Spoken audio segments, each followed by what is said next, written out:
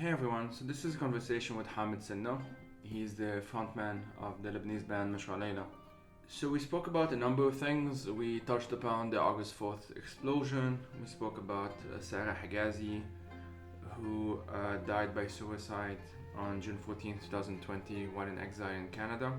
Sarah was one of the audience members at the Cairo concert that Mashra Layla had in September of 2017.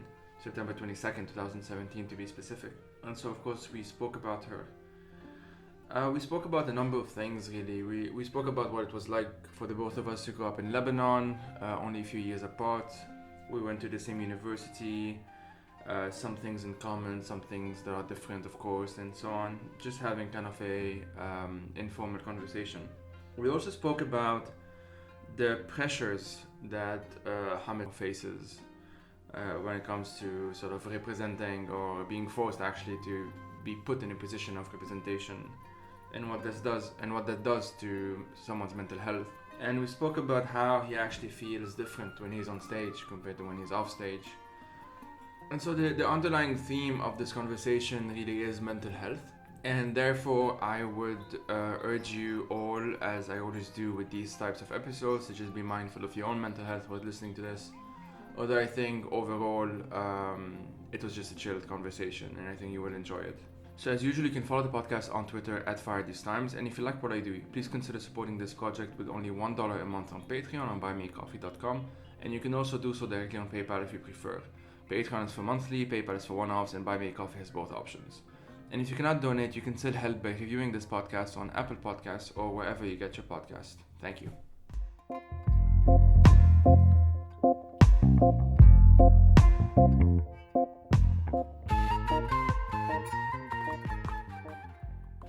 My name is Hamid Zain Sinno. I am I don't know how to really identify myself. I'm a Lebanese American dual citizen, currently living in the States. I'm a first year grad student in an experimental music program at Dartmouth. I am currently living in Philadelphia for whatever period of time. I had moved to New York to get away from Beirut, but New York is unreasonably expensive, and the Lebanese economic crisis has taken its lovely little toll on me. So now I'm living here where it's a lot cheaper. That's my life in a nutshell. As a Lebanese who is currently in a very expensive city of Geneva, I quite sympathize.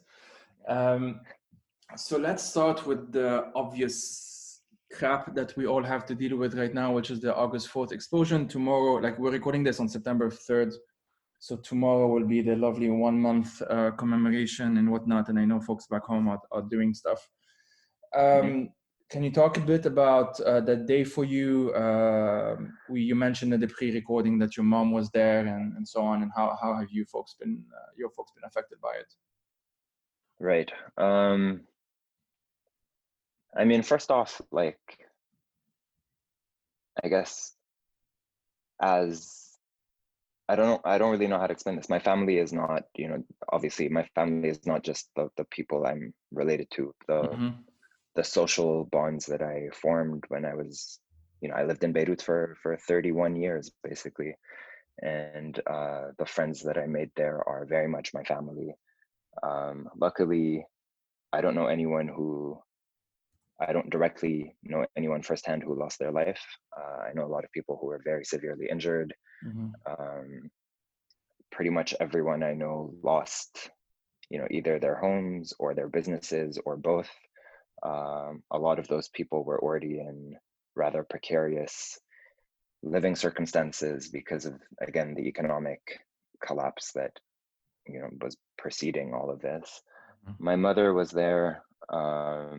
So when the explosion happened, the explosion itself was so loud that everyone thought that the explosion was happening in their neighborhoods, because of how loud it was. So as soon as it happened, my newsfeed was littered with, these different reports about there being 2 explosions. Some thought that they were the kind of explosions that were happening in the 2000s again. So they made it sound like there were these sort of targeted Yeah, the car attacks bombs. in their neighborhoods. Yeah. So I was reading a lot of, conflicting reports about where the explosions were. A lot of those reports were basically saying that they were in my mother's neighborhood, and I couldn't get a hold of her for the first 15-20 minutes. So that was, I mean, I have no way to communicate like the amount of the amount of anxiety that produced, and the kind of thoughts that were racing through my head. Luckily she's fine. She wasn't injured, and she managed to leave the city 2 days later, to be with my sister in Dubai. So I'm very grateful, all things considered. Yeah, and it was fairly similar for me. My family is mostly in Hazmiya, Ashrafiyya. Ashrafiyya obviously was very badly affected. Yeah. And the rest, well, my mom and grandmother were in the mountains, so they're okay, although the building moved and stuff, but they're okay. But my mother, her stained glass workshop was completely destroyed, and Oh God. a lot of the stuff that people were seeing, like the Sosot Museum and some of the churches and stuff, that's her work, the stained glass. Oh gosh. So that was that. Yeah, for the next 2-3 days, essentially, like August 4th, 5th, 6th, 7th or so, she kept on getting these videos and photos of her work basically just destroyed. And that was the moment it really hit me, I think. That and the story of those firefighters who were basically sent to their deaths. And that's something that, Yeah. when I saw that photo and the stories, and I think Sahar is her name, and Yeah, exactly. those stories, that's when it really hit me. But for the most part, honestly, I mean, I do weekly therapy, and I've talked about this also on the last episode I did, which was with Lina Munzer a few days after the explosion. I don't think there is a proper way for me to fully realize what happened, just because I'm not physically there. It's really that simple for me. But other than that, it really, I mean, I guess the more political side of it is that it really feels that this was a point of no return in some ways, and it's the anger that I saw in the days later felt different. And I know this is something that we always say, and we said the same about October 17th, and which was true. It's not like we're lying or anything, but this just feels like even a different level of anger. The hanging nooses on the streets and that kind of thing. And yeah, I don't really know what comes next, to be honest. I am trying to rationalize it, and sometimes I put on my political science hat on, and I try and take some distance, and that fails like 5 seconds later. Yeah, it's been an on and off thing. But the reason why I chose September, or I asked you if we can do this in September, really is, I mean, it's because it will be 3 years since the concert, the Mashra Layla concert in Cairo, which was on September 22nd, 2017. I have numbers in front of me because I'm bad at remembering things.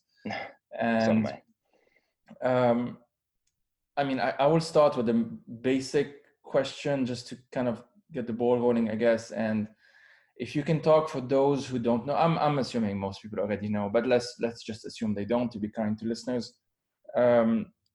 If you can talk a bit about the concert, sort of like the aftermath of the concert and what the band has been going through ever since in some ways. Yeah. I know that's not easy. No, it's really not, especially for some reason.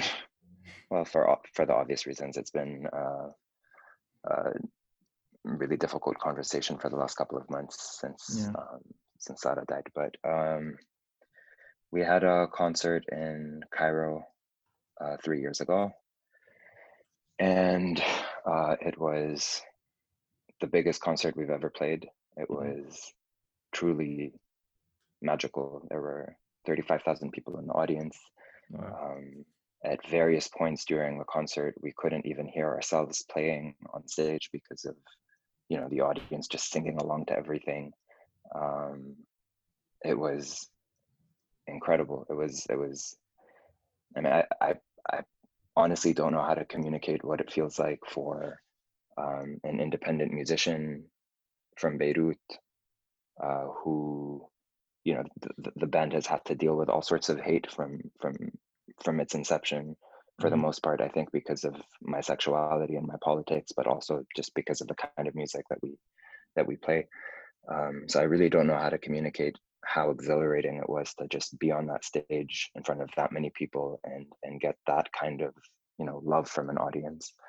A couple of people in the audience, whether because they had felt emboldened by, you know, the band's rhetoric, or because they were trying to show support for the band's rhetoric, for whatever reason, a couple of people pulled out rainbow flags. Obviously, this wasn't the first time something like that happened. It's also a non-issue. I realize how, you know, symbolically that was a sort of game-changing moment for a lot of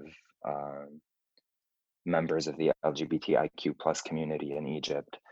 But really, I mean, if you look at it, someone pulled out a piece of fabric, which is not a thing. The week that followed is basically, I guess, where the story kind of happens, which is that you know, pictures started circulating on social media of the rainbow flag being raised, and that was weaponized by Egyptian media and the state to sort of, you know, evoke this moral panic that we've seen time and time again as a political tactic across the Middle East.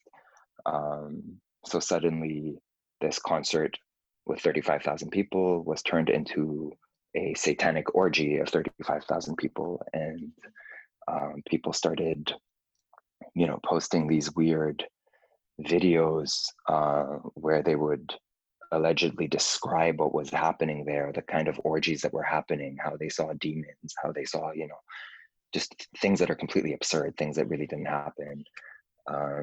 But you know, the internet is not really a place for truth, I guess. I love how you had to say that this didn't really happen. I mean, Yeah. you'd think I wouldn't, right? Yeah, I know, But I know. obviously, in the years that followed Egypt, I've had to time and time again. But obviously, you know, the band got banned from Egypt. We were sort of dragged and destroyed by the press for things that weren't really true, and that's such a like insignificant thing to really bring up, even because over 275 people were arrested in the month that followed, 75 of them in the first week. These people were arrested off of dating apps. So they were entrapped by undercover police officers who would go on these gay dating apps and set up fake dates with people to arrest them. They were, other people were sort of tracked down through social media. And one of the people who was arrested, a lot of them did manage to get asylum afterwards and leave the country, which, you know, is not really a silver lining. We're talking about people who've had to be completely uprooted and, you know, have had to renegotiate their lives now as immigrants, which is not easy for the simple task of attending a concert. But one of those people was Sarah Hegazi, and she was imprisoned for 3 months, during which she was repeatedly tortured, she was electrocuted, she was made to go hungry, she was sexually assaulted by police officers, she was also sexually assaulted by other inmates at the police officers' beckoning.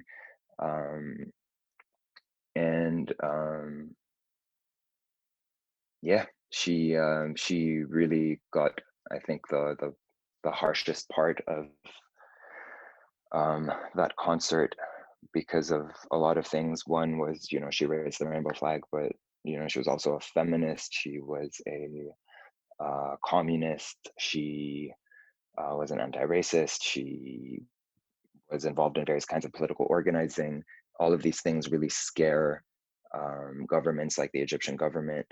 So they punished her disproportionately, and she died by suicide a few months ago while living in Canada. Yeah, on And June 14th, for those who don't know. When that happened, I had heard of Sarah before, largely due to the aftermath of the concert as well.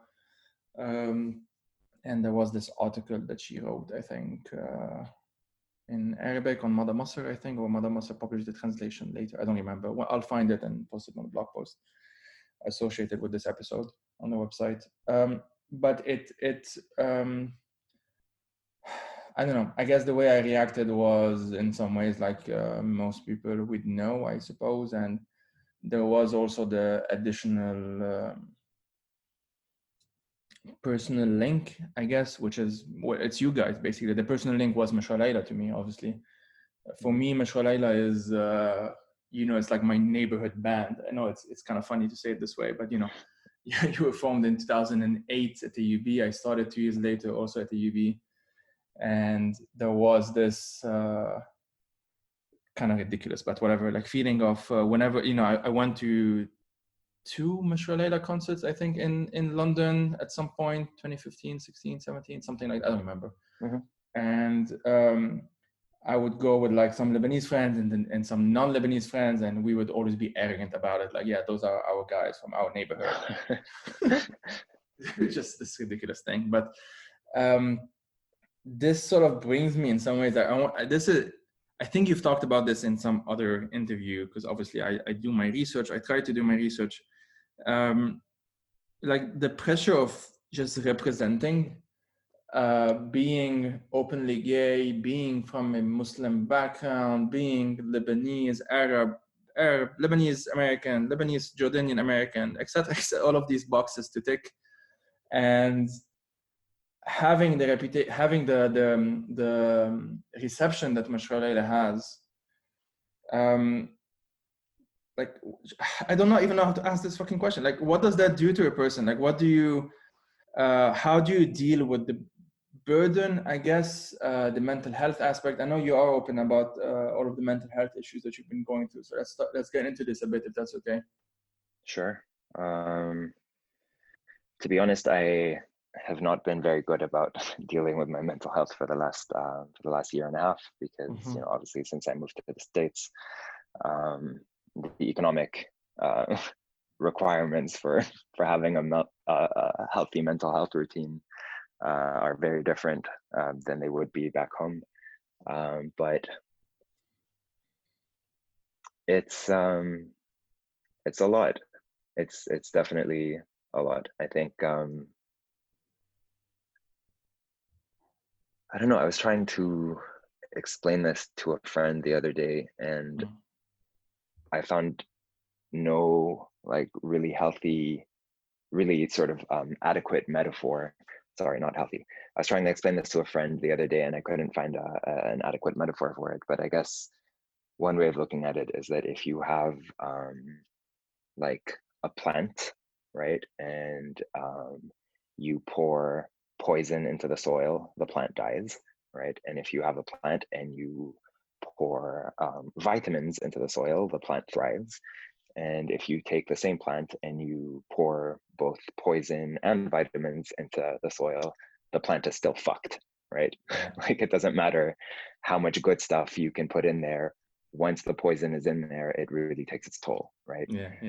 And I feel like life in the public eye sometimes, especially as a, sort of queer or gender atypical, I don't know what the language is at this point, but being in the public eye has been a constant battle with, just recognizing the amount of love that the band has, and really appreciating all of that, and really appreciating, our I hate using the word fan base, because I don't think that's our relationship to our audience, but our support network or fan base or whatever you want to call it, really appreciating how they show up for us, the kind of love that they give us. But at the same time, like, the amount of hate is incredible. And there's no two ways about it. That shit will fuck you up. Sorry about the language, but it is what No, it it's is. fine. It's fine. It's insane. How do you even begin to talk about approaching a constant influx of hatred and death threats and satirical comments and being turned into a meme by homophobes 30 times a day? How do you look at these things and begin to think of a way to deal with that healthily, right? Yeah. It's insane, right? It's also just sometimes, I think, recently, especially after looking at what happened to Sarah, a big part of which I think was her having to deal with the constant bullying that she was subjected to, and the constant harassment that she was subjected to. There's almost like this unfair expectation, I think, that we should find a way to deal with these things when we really shouldn't. We have such a disgusting cultural problem in the Arab world that we're still okay with this kind of bullying. It's terrible. And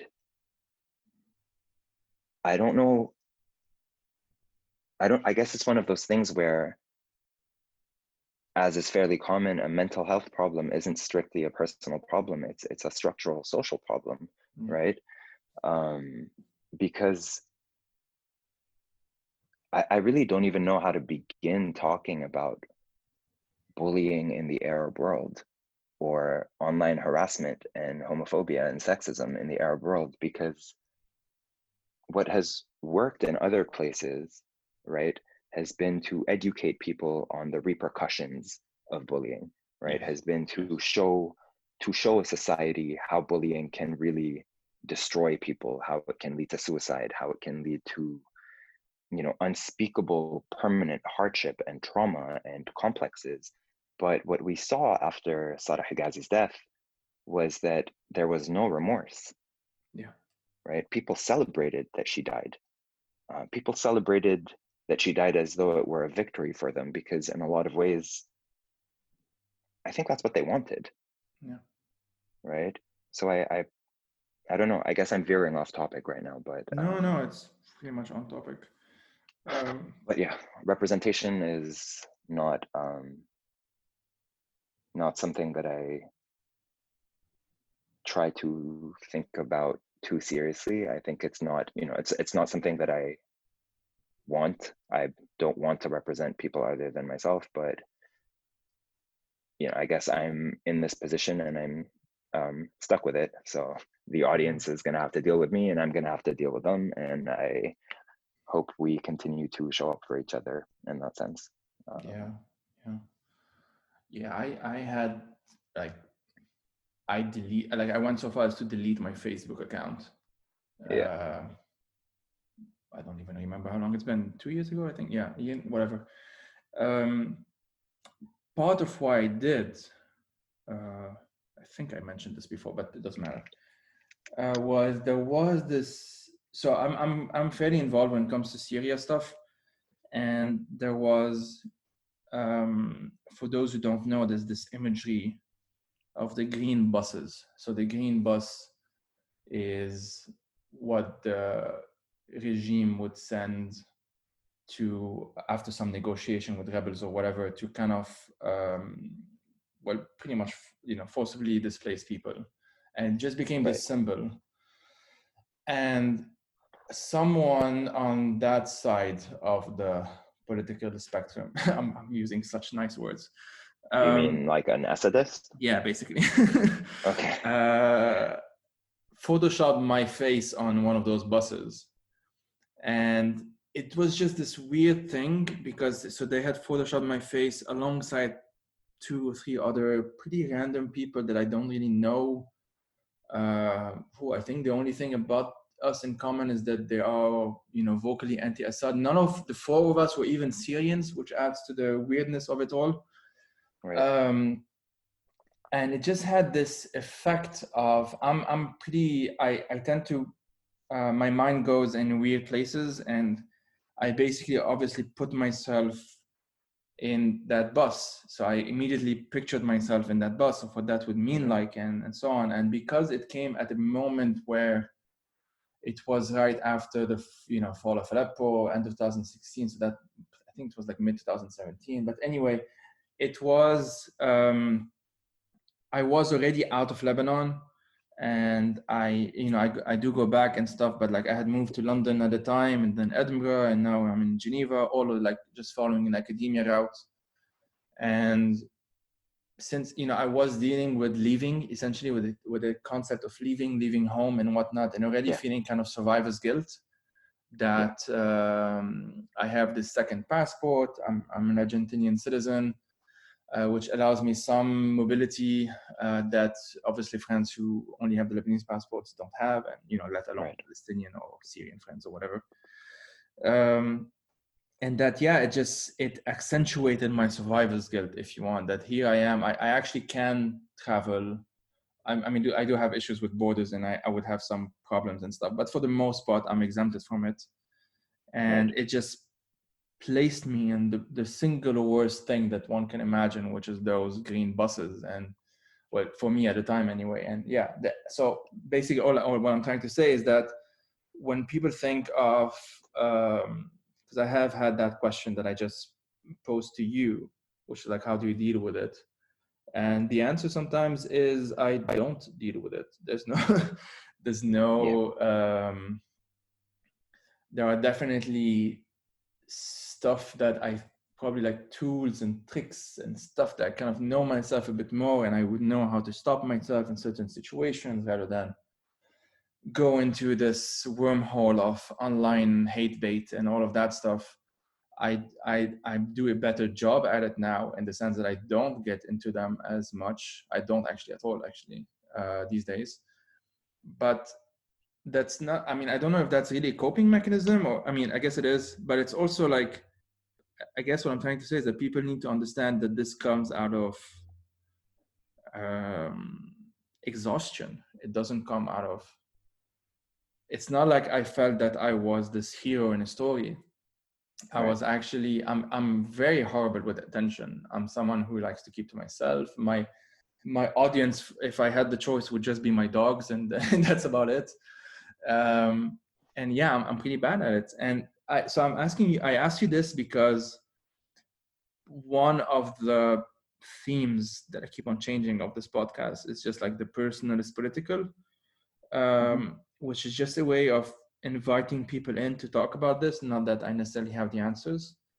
And I thought of you personally. I had as I said, we were Facebook friends at the time, and there was as I mentioned, like the whole Mashru Layla is my band kind of ridiculous thing at the time. So I would just follow some stuff. And when there was the Amman concert, the Cairo concert, the Byblos concert, I would follow it. I would follow these stories as sort of like, in some ways, also having to do with me, because in some ways, like the story of Mashru Layla, and I'll stop rambling here and actually ask a question. The story of Mashru Layla, to me, in some ways parallels my own, sometimes in a weird way, because it's, you start in 2018, I turned 20 in, when the fuck did I turn 20? And Jesus Christ, I'm doing maths now, which is utterly ridiculous. I'm sorry. But like, I was 17 when you guys started. So, so 2011, right, 2011. And so that's, it's basically my 20s. It's basically my 20s is what I'm trying to get at. I'm 29 now. And the ups and downs and the way it sort of exploded at some point in a good way. I shouldn't say explode, I'm sorry. The way it, whatever. There's no metaphor that's good. I'm really sorry. Sorry. The way it just came into the scene and became well known and whatnot. In some ways, there was a point of pride that was, it's not a patriotic, nationalistic pride. It's a recognition more than anything that my world was actually represented in that sense through the songs. And that other people in the Arab world, especially young people, were actually resonating with it, never stopped being weird, in a good way. I get that. Yeah, because I mean, yeah. Sorry, continue. Go on. no, I I've was been just going to talking for say some. Yeah. that feeling has always been there for me as well. Like just not understanding how we managed to have an audience. Like that was, essentially, and maybe this is some sort of internalized Orientalism or whatever, but the representation that we have of the Arab world, even from Arab media, right, especially from Arab media, actually makes it so that all of us have a bit of difficulties believing that there are progressives in our societies, right? We essentially always feel isolated and alienated in that sense, right? Because all we see in the media is what our political regimes want us to see, right? Which is these conservatives and traditionalists on the news and on talk shows and blah blah blah blah blah blah, talking as though we all live in some sort of Scheherazade fantasy, right? Yeah. And so it's funny, right? Because sometimes, obviously a big part of what my job has dictated, because of touring in Europe and America, has been to sort of try to respond to how Americans and Europeans also represent the Arab world as being, regressive and conservative and. But then that's also the representation that we get from our own people, because there's a political investment in producing that kind of image to then silence all progressive voices, right? So everything progressive becomes dismissed as this Western conception because we are not like that. This is not our way, which is bullshit. And in that sense, there's something kind of fascinating about I think the experience of having left-leaning politics in the Arab world, in that regardless of what someone's sexuality is, they kind of get a taste of what it feels like to grow up queer. And I'm not saying they're the same. They're not at all. I know that, what you mean, of course. But just that sense of like, oh shit, I think I'm alone in these views and in what I tolerate and accept and in how I want the world to function. That sense of loneliness there's something inherently queer about it, right? And that so many people who are not queer or trans can experience that in the Arab world is remarkable, but unfortunately it still doesn't produce the kind of solidarity with non-heterosexual communities that you would expect to come out of that. But anyway, that's another story. I definitely relate to this. I'm straight and cis, and I never really understood why growing up. I was sort of like attracted towards, if that's the word, I don't know, but like queer writers. So right. like by now it's well known to people who follow me that I have this obsession with James Baldwin. Bless you. just everything about him makes me happy in a good way. Right. I don't know how that could be in a bad way, but because so some background here. I took a class in London that was called something like The Amazing James Baldwin, such an amazing title. And it was done at this Black Cultural Center. And it was like once a week we had to read something, watch something, whatnot. It was like in the aftermath of that documentary, I Am Not Unique, it's called. Yes. And so there was some like, I guess, increased attention towards his world and whatnot. And even before getting into his books, when I started watching his videos on, obviously there's so many of them on YouTube. I was just like, I don't know, entranced by the way he talks and the way it's like, I don't know how to describe James Baldwin, which by now I should probably. But yeah, I did have that growing up, I guess is what I'm trying to say. And I discovered, I mean, Baldwin himself, I discovered him later on, but there was this sort of sense growing up that I'm different. And the difference was sort of accentuated, obviously, at school. I was bullied a lot. I can't roll my R's, which is hilarious in Arabic. And, anything would make you stand out as a kid. So that was something that people would pick up on. And I guess it marked me in some ways. I don't want to just have a therapy session here, but it just ended up being this thing where by the time I reached university, or like the last year of school, early when basically when Mashra started becoming a thing around us anyway in the local scene. Before, I'm saying like I knew you guys before it was cool, and and yeah, like when that started happening, it just clicked. And in some ways, I actually remember when I started listening to the music. Part of me didn't believe it because it doesn't fit, as you said, like you're actually made to believe that there is only one way of being Arab, of being Lebanese, of being whatever. In that, growing up in that part of the world, I grew up in Lebanon as well. There's only one way of being, really, or at best, there's like 2 or 3 ways of being. That's really just one way of being. Yeah. And at best, you might have a different way of being, but Christian or Muslim, that's or maybe Druze, that's as far as it goes. And I'm talking about like conservative versions of it. Right. And when I started seeing Mashra Layla's song, hearing the songs and reading the lyrics, and I started discovering some other indie bands that, kind of either came out of Mashra Layla or preceded Mashra Layla, or like at the same time as Mashra Layla. And there was kind of this aesthetic that I started really being attached to. And it never stopped until like fairly recently when I guess I matured a bit, but it never really stopped at that point from feeling like this is an exception, and this is the problem really, is that we were made, as you said, like we grew up to feel like we might accept some diversity here and there, but only as exceptions. Right. Only as, there's that band and there's that singer and there's that model and whatnot. And they're just individual acts.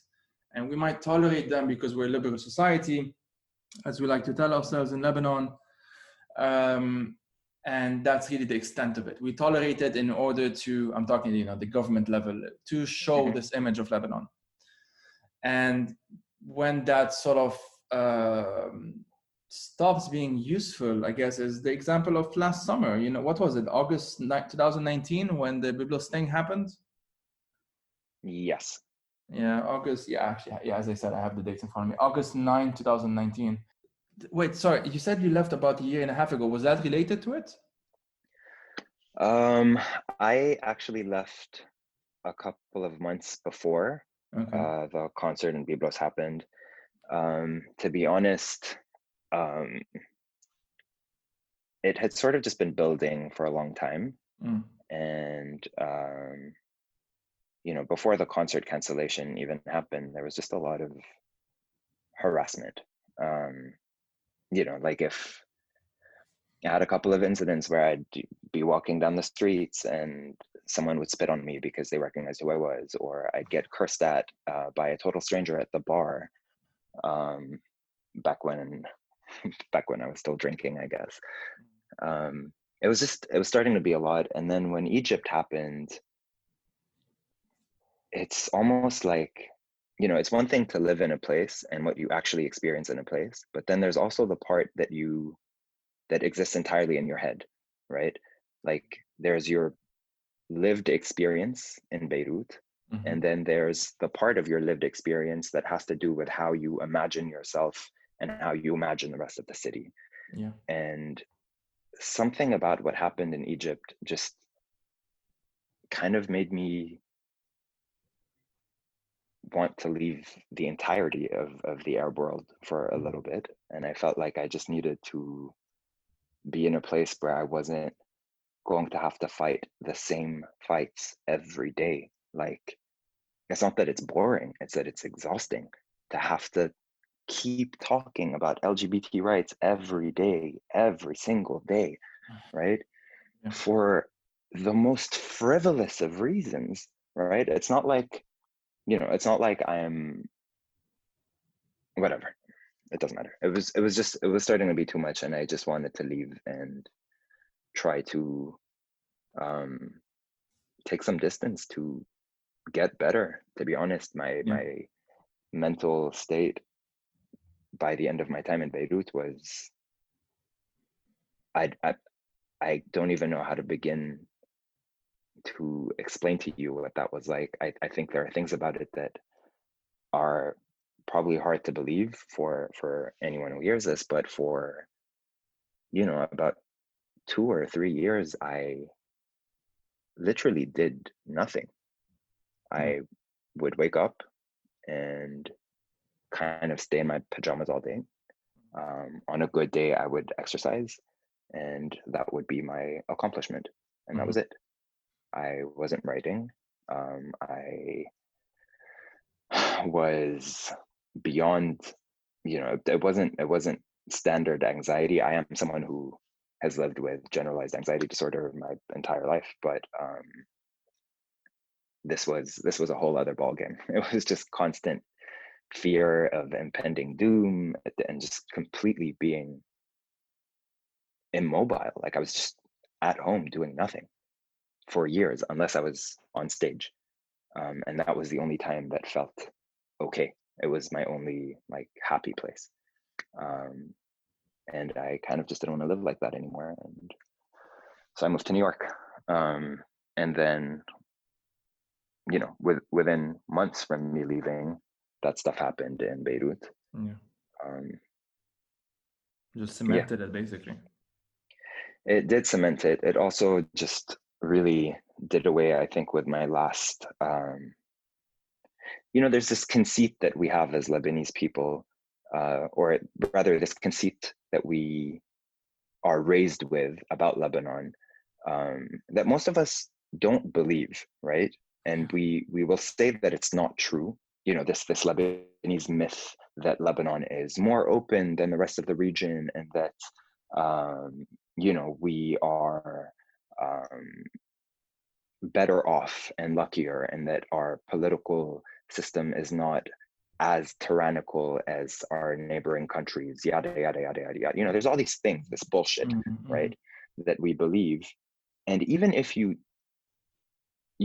sort of unpack that intellectually and recognize that it's false, a part of it stays there in your head for the mere fact that you grew up with it. It's the first thing that you learned about Lebanon, is this bullshit about the Paris of the Middle East and East meets West, whatever the fuck that means. And this myth of Lebaneseness not being like other Arabness, right?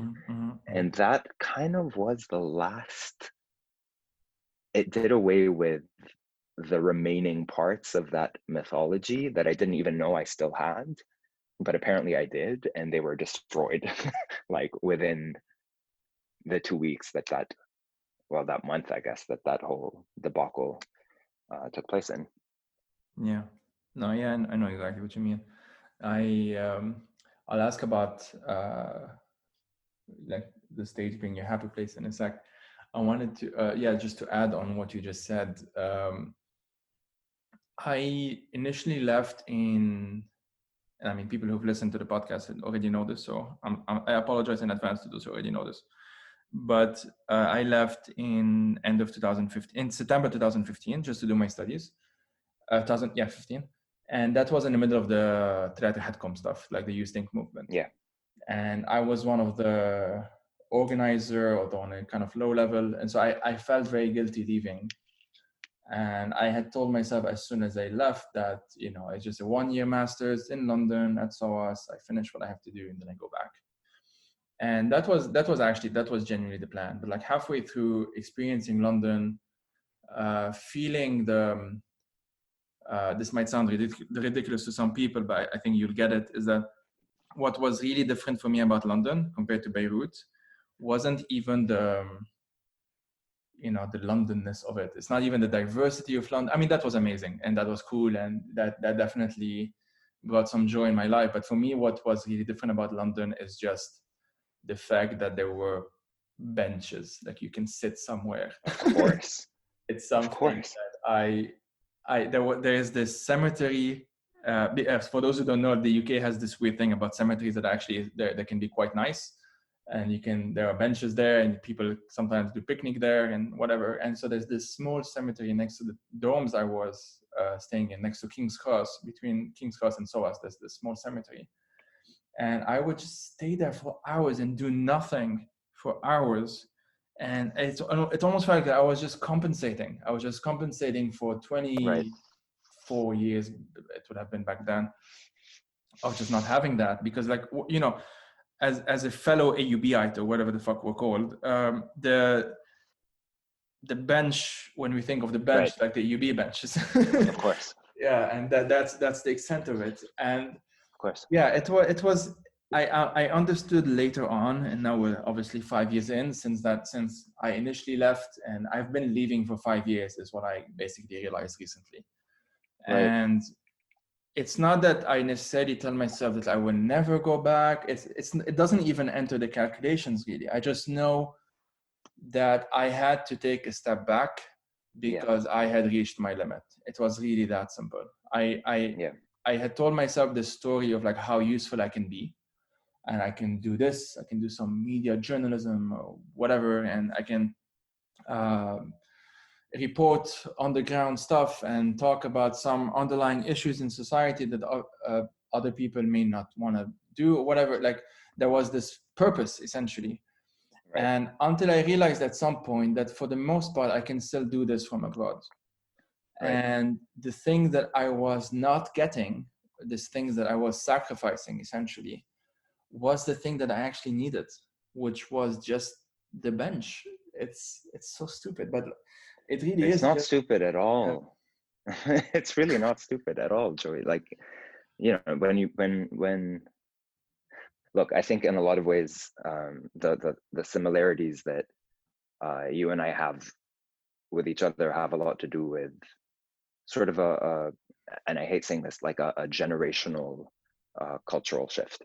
Yes. And I'm not someone who sort of like inherently like who necessarily believes in these things as cross-generational, but I think for the most part, there's something to be said about people who grew up in Lebanon and didn't have to live any part of the actual civil war, right? Where I grew up hearing about the war and then being, you know, sort of just being led to believe that fixing the country could be what is my responsibility and could be done, right?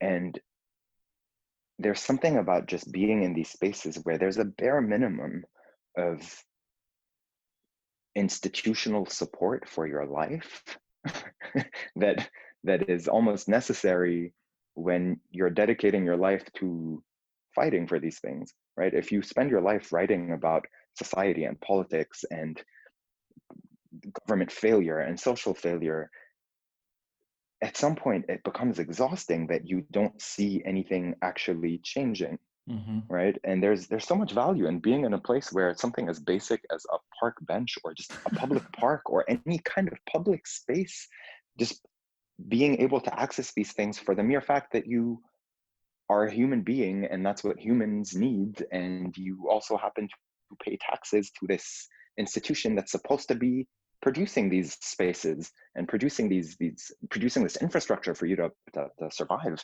right? You know, like the absurdity for me, for example, with New York, and this is hilarious, is that a lot of New Yorkers constantly complain about the New York subway, right? Course, yeah. And it's trash. It is filthy. It is a privatized institution, like everything is in the US because of this country's bullshit economy. And it is ill-tended to. But just thinking about how, as a Lebanese person, part of what you pay taxes for is money that goes to a fictitious railway company for a train system that hasn't been in operation for decades, right? But they still get so much money and have around well, I don't remember the exact number of employees that they have, but they have a bunch of people that are employed that get monthly salaries for a company that doesn't actually exist, right? And that's something, right? I literally like count my blessings every time I'm on a New York subway and all I can smell is, you know, urine on this filthy train that hasn't been cleaned in God knows how long. And it's just like, okay, cool. We didn't have that back home, so this is a fucking blessing. Yeah, Londoners complain about the tube a lot as well, and because it's a nightmare. because it's a nightmare. And I just, yeah, for the most part, I never cared. Like if it was 7 minutes late and 15 minutes late, I was like, well, you guys have a metro. I don't care. It doesn't matter. Yeah, it exists. It exists. Its very existence to me is something that's good. And so, yeah, anyway, it just became this joke essentially with between friends who I did make quite a lot of Lebanese friends in London as well. And we would take the tube and we would have non-Lebanese friends with us going to university or whatever. And it was always this thing. They would always be surprised, obviously, until they just got to know us really, of why this really mattered. But yeah, just to go back to, you mentioned before the stage being sort of a happy place. And can you talk a bit about this? I have zero experience of a stage. At the most I've done in terms of public anything was like some panel in which like the audience would be like students or whatever, and that would be like maybe 100 people at best. And I would very rarely be the only person talking anyway. And so so what, I don't know if you, so I'll just ask it this way, like what's that like, and how is it like, are you just different on stage than off stage? And if of yes, course. So yeah, you just answered yes, so how? Yeah, okay, so here's the thing. I in my offstage life, I guess is the right word. I don't know what the right word is, but in my offstage life, I am not someone who's, very confident. I'm actually extremely insecure to a fault. It's something that I was trying to work through in therapy, and then I stopped therapy. But I'm a mess. I grew up feeling very inadequate and being told that I was inadequate at every corner. I also grew up with severe ADHD that was not understood by my educational system. So then I was made to feel even more inadequate, blah, blah, blah, blah, blah, blah. But then when I'm on stage, it works on multiple levels. The first is that no one is in the audience to see me, right? They're there to see some idea of what a quote unquote rock star is like, right? And it's a fantasy, and I get to pretend to be someone that honestly, in a lot of ways, I wish I could be. I wish I could be the kind of person who, I would never be able to sing at a dinner party, right? I would never be able to sing at a park, right? I would never be able to sing in these places where I'm supposed to just be my social self, right? I would be mortified. Honestly, like I'd probably start crying out of fear, and it's happened before. I'm not gonna lie, but when you're on stage, that's not social, and I'm not being myself. I'm being the singer from this band who is putting on this performance of, I'm performing being a rock star, right? And it's almost like you get the relief of doing everything that a therapist tells you shouldn't do, which is I get to spend 2 hours not being myself. And for a bit, it feels like, I don't know if you've ever had this feeling, but at when my depression is at its worst, all that I want is to just be able to pause myself and to just not be for a bit, right? I just want everything to pause. I want life to stop. I want myself to stop. I just need a break. And being on stage gives me that for 2 hours, right? And it's incredible. And then I guess the other way that it works is that, I suck at a lot of things. I really do. I'm terrible at a lot of things. I can't do science. I can't deal with abstract math. there's just so much that I can't do, but I know how to do stage. And on some level, I think everyone has this where you get a pleasure from knowing that you're doing something right. Yeah. And it's strictly an ego pleasure, right? but for people who generally struggle with self-esteem, being able to engage with something that you know you're good at is incredible, right? And you get to forge these connections with an audience in the weirdest ways. Like, there's a bunch of, like, a few thousand people in front of you, and you somehow need to find a way to create a bond with them within the first 10 minutes of a concert, right? They need to understand a bunch of things about you and a bunch of things about what it means for them to be in that space, and you try to win them over.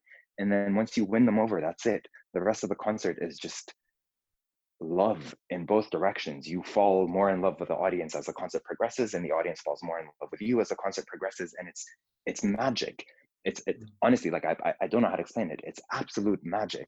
It's a break from the social contract. It is a break from your own subjectivity. It's a break from all your sense of inadequacy. It's a break from all your paranoia, because your paranoia becomes completely justified, right? All that, like, fear that you have when you're walking down the street about, oh shit, are these people looking at me? And then you're punishing yourself for thinking that people are looking at you, when that's clearly just your own paranoia. When you're on stage, it's true.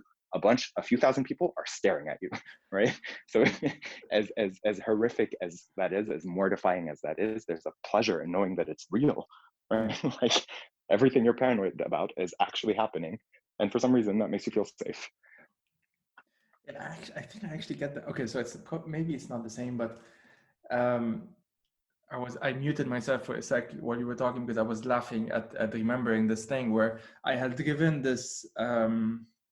I was on a panel a couple of years ago to talk about masculinity in the Arab world, a very light-hearted topic, and it was like at LSE or something, I don't know, but it was in London, and there was a audience of 60, 70, 80 people, not that big, but some of them knew me from like Hummus for Thought or like online presence or whatever, and others didn't, but it didn't really matter. And so I was on a panel, we talked and whatnot, and I was fine. I'm usually fine in these situations because, like, I know what to expect.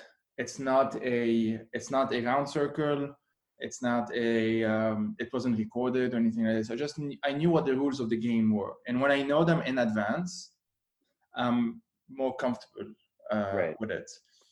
After that same evening or the next evening or something, with the fellow panelists and other people who I was invited to go to that person's house, and there were some other people and whatnot, and essentially was just asked by that person to just redo the panel or just like talk about it again.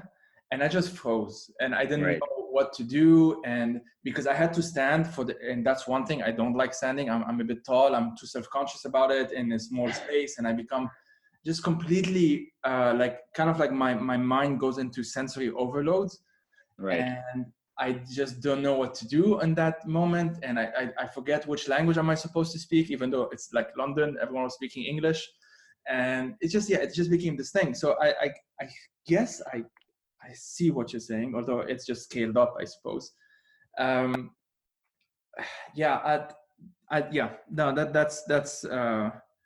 I can see that, and it is a relief. But like, I just remember that there's COVID-19 going on. But when was the last concert, I guess? And do you have any idea when the next one would be?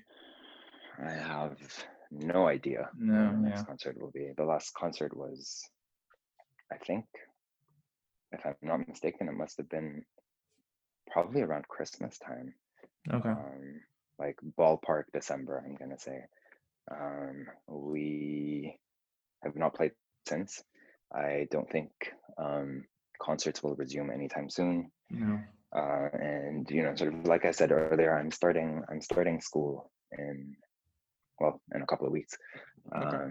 So touring is going to be, I think, a little difficult for me. I think the whole band at this point just really needs to chill for a bit. Mm-hmm. It's been so rough, Joey. It's been so fucking hard for the band for the last like 4 years. It's just been one fucking crisis after the other. And yeah, I think the only healthy thing for us to do right now would be to sort of just go on hiatus for a bit. But we'll see. And where are they? Where are the other three members? So Haig is in New York. Okay. As well. And actually, speaking of Haig, I should say we were supposed to have a concert in Zurich, I think a week ago, and the concert organizers did this thing. You know, obviously because everything is canceled because of COVID, they organized these things called like listening parties, where basically instead of us doing a performance, we sort of curated like a set list of our songs and of like recordings of other live performances, and we put them together with like a lot of sort of just talking in between the songs about our life, where we're at, what we're doing, what the band's history is, what the crisis in Lebanon has been like, what the songs are about, whatever. And so they play these things in these public spaces where, let's say, 300 people can get together and be socially distanced and just listen to the same thing together at the same time, which is kind of like an interesting, I guess, approach to music after COVID. But I will say that Haig, I don't know if that recording is going to be available online at any point. I really hope so, because he was talking about the stage as a happy place, and he said the most incredible stuff. I'm not going to like paraphrase it, but it was incredible. Sorry, again, that's off topic, but Firas and Carl are still in Beirut. Okay. Yeah. Okay. We're roughly around the hour now. I'm not sure. Is there anything you feel like we could have talked about that I haven't really approached, or something you just wanted to get off your mind? Whatever, just go for it. No, not really. If there's anything else you want to ask about, I'm bad at this thing that I decided to do for some reason. I don't know why I'm doing a podcast, but actually, it's been you're fun. Pretty good at it. Oh, thanks. You don't listen to the first episodes. No, I mean, no, even the first episodes were fine. There was some audio quality issue. I'm not sure. I will end because I wanted to. Okay, no, I actually do know what to ask. We talked a bit about like how the both of us growing up in Lebanon, there was this sense of, well, to put it very mildly, unease.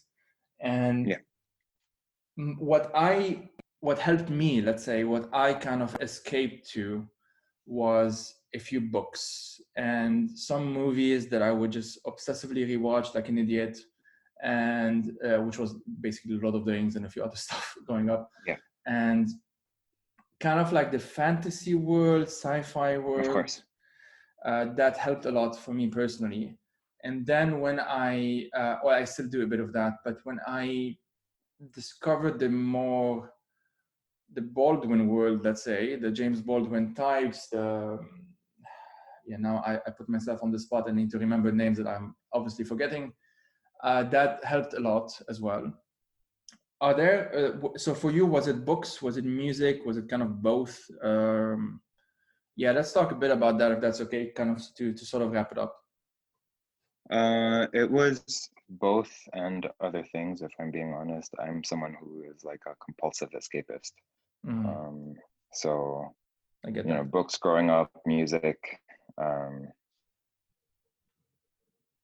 think I'm still like that. I can be a little unhealthy about it. Like I will go on a TV bender for a week and not do anything but watch TV and eat cereal, honestly. And that's the shitty part about being a musician, is that you're self-employed and you're on your own time. So you can make time disappear sometimes. I do that. Yeah, I do that. I'm still very much into fantasy film, and it's not even like I will watch anything with any kind of superhero or any kind of superpower or anything with witches. At some point, I guess when I was 17, I came across Rabbi al-Din Yes. and just escaping into his world, even though he was writing very realistically about my real world, right? Right. Yeah. There was just what his books offered me is the ability to escape into the presence of his voice. I don't know how else to explain it, but there were no queer like role models around me at the time. And even though he was writing about the world that I was probably trying to escape, he was writing it as someone who felt like they resembled me. And so that kind of escapism was just incredible. And I devoured and continue to devour anything he produces. Yeah. I get that. I had that with, as I mentioned, like Lord of the Rings was my big thing. I did Yeah. get into the Harry Potter books when I was younger, before Lord of the Yeah. Rings. We all did. Yeah, we all did. At some point, I had a David Attenborough phase. I would watch a lot of wildlife documentaries. There's all, and I think, as also like you said, it kind of, it never really went away. I wouldn't say that I kind of found a system that's necessarily better or whatever. It just, sometimes I have a system, or I think I do, that sort of functions for some time, and Right. then stops, and then I find another one, and then in between two systems is when the chaos happens in my mind. Right. I don't know, if I'm being honest with you, I've had Yeah. to, like, at this point, that's the thing with escapism, is that sometimes it's the only way to process things, but then sometimes it can also be like very unhealthy. Absolutely. This sort of immediate reflex to just want to escape whatever uncomfortable situation.